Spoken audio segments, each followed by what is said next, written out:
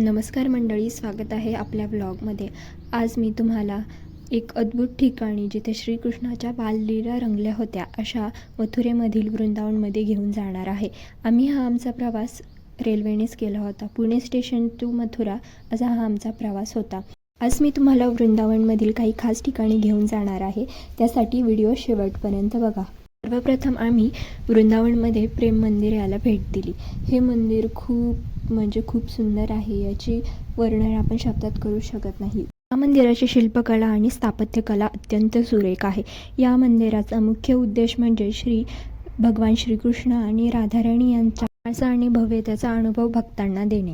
या मंदिराच्या भिंतींवर रंगीबेरंगी चित्रांनी भगवान श्रीकृष्णाच्या जीवनातील काही प्रसंग रेखले आहेत।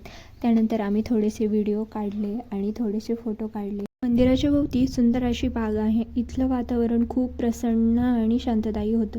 त्याचबरोबर आता आपण जाणार आहोत राधावल्लभ या मंदिरात। राधावल्लभ मंदिर हे खूप प्राचीन आणि महत्त्वपूर्ण मानले जाते।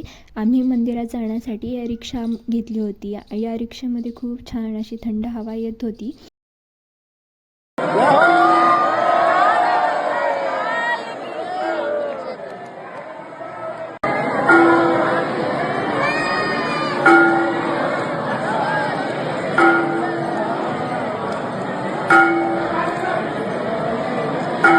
आपले राधावल्लभ या मंदिराचे आता दर्शन करून झाले आहे। त्याच्यानंतर आपण आता पुढे चालत आपण बाके बिहारी या मंदिराचे दर्शन घेण्यासाठी जाणार आहोत।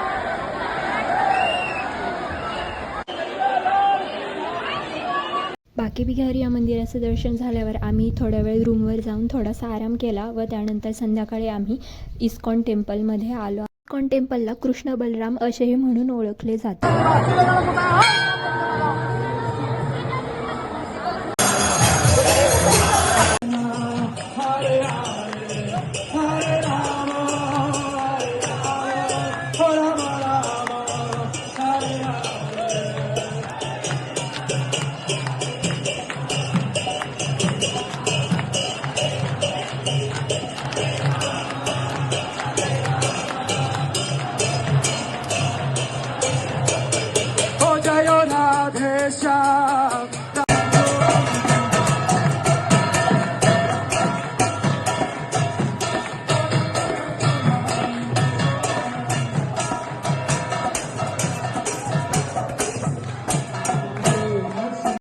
आपण बघू शकता राधाकृष्णाची किती सुंदर मूर्ती आहे।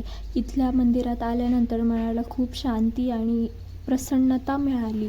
सगळे दुःख त्रास माणूस विसरून गेल्यासारखंच इथं आल्यावर वाटतं। राधाकृष्णाच्या नावात पूर्ण। त्यानंतर आम्ही निधिवनाला भेट दिली। निधिवनातील आपण जे वृक्ष पाहत आहात ते वृक्ष खूप जुने म्हणजे कृष्ण काळातील आहेत आणि इथं माकडं खूप आहेत, त्यामुळे कडेने पूर्ण जाळीने पॅक केलं आहे कारण की माकड आतमध्ये येऊ नये। त्यानंतर आम्ही केसी घाट येथे पोहोचलो। केसी घाट म्हणजे यमुनेच्या किनाऱ्यावर असलेला घाट आहे।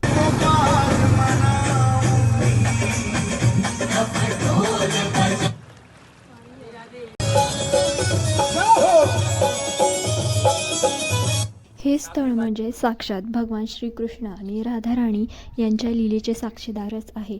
या ठिकाणी आपण या सफरीची समाप्ती करत आहोत। आपल्याला माझा व्हिडिओ आवडला असेल तर लाईक करा, शेअर करा, सबस्क्राईब करा आणि मला नक्की कळवा तुम्हाला हा वृंदावनचा व्लॉग कसा वाटला।